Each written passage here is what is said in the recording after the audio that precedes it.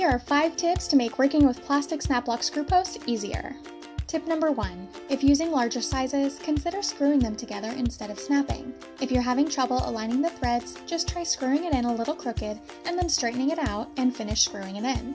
Or to unscrew, use 1 or 2 flathead screwdrivers to start and loosen the grip, then finish spinning with your hands. Tip number 2. When working with larger sizes, the screw itself is longer, which can make it more difficult to snap together as there is more resistance.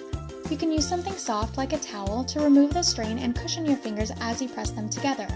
Or you can use a tool, such as a set of pliers, to squeeze them shut instead. If you do choose to snap them closed, know that they may not come unbound or may require a lot of effort in order to do so. Tip number 3. To unbind a snapped post, use a pair of pliers to grip and pull. Using a second set of pliers or a towel on the other end can be a huge help with grip. Make sure to have a nice bubble of space around you, because the last thing you want is for your arms to fly open and hit a coworker. Tip number 4. If you are trying to screw together a smaller plastic binding post and are having issues aligning the threads, you may want to snap them together instead. Because the screw for smaller posts is shorter, the bind is not as tight and can be popped off with a pair of pliers fairly easily. Tip number 5. If the smallest 1/8 inch size is too loose, consider our push lock screw post designed to bind thin stacks with only a few sheets of paper instead.